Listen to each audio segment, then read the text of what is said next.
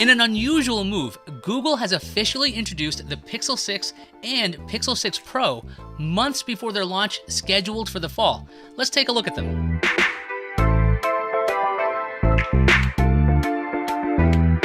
First up, Google has completely redesigned the Pixel. It has a much more modern and premium look with thin bezels everywhere. The new Pixel also looks a bit boxier than before. The front-facing camera is now centered instead of being off to the side. The Pixel 6 has a 6.4-inch screen with a refresh rate of 90 Hz. The Pro is the biggest Pixel ever with a 6.7-inch screen and a 120 Hz refresh rate. Those refresh rates mean everything will look smoother when you use the new Pixels. The big story is on the back. The new Pixels have turned the camera bump into a camera bar. Google says that its camera system has been redesigned. Both versions of the Pixel 6 will have a main sensor that lets in 150% more light and an ultra-wide sensor. The Pro adds in a telephoto sensor and a 4x optical zoom. This is a departure for Google as well. In the past, the Pixel and Pixel XL were essentially the same phone with almost identical features except for the screen size. Those names are gone, and the Pro has more features than the regular Pixel. Google has kept its tradition of fun colors alive with the 6. One is blue with a green accent, another is pink with a darker accent, and then there's a more basic black version. They're surrounded by a matte metal band. The Pro line is a bit more understated with black, white, and yellowish models. The Pros also get a glossy metal band around them. These Pixels have glass backs, but you won't find a fingerprint sensor there like you did on previous Pixel models. That fingerprint reader is now under the display. The new Pixels are powered by Google's new chip, Tensor. In the past, Google has made coprocessors, but Tensor is the company's first mobile system on a chip.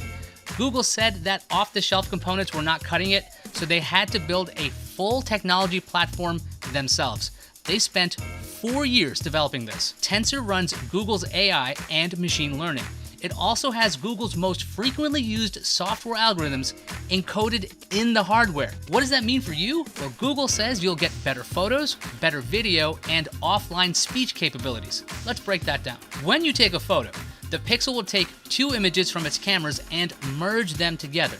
Tensor will handle the computational photography. That means it'll handle face detection and sense motion. Tensor will figure out if your hand and/or your subject is moving and error correct to get a sharper picture. All of that stuff should be happening at once. We'll have to see how quickly Tensor performs when we get our hands on the new Pixels.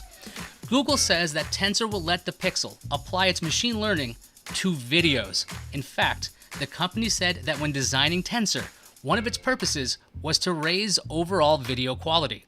The system on a chip was also designed from the ground up to support speech. Google's highest quality models are on the device. The company said it would be of similar quality to that you would get from its data centers.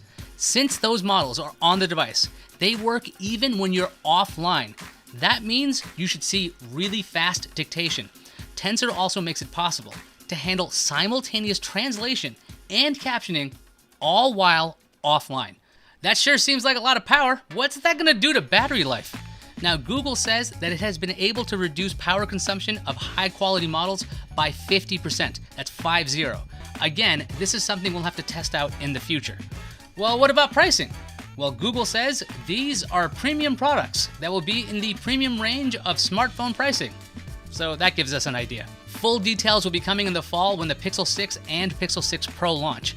You should definitely subscribe and hit that notification bell because we'll be covering that when it happens. Personally, I'm quite impressed that Google is taking the step of just showing off these devices. Instead of ignoring the leaks, Google just said, hey, why don't you look at my Pixels? Well done. I'm Ayaz Akhtar, and I'll see you online.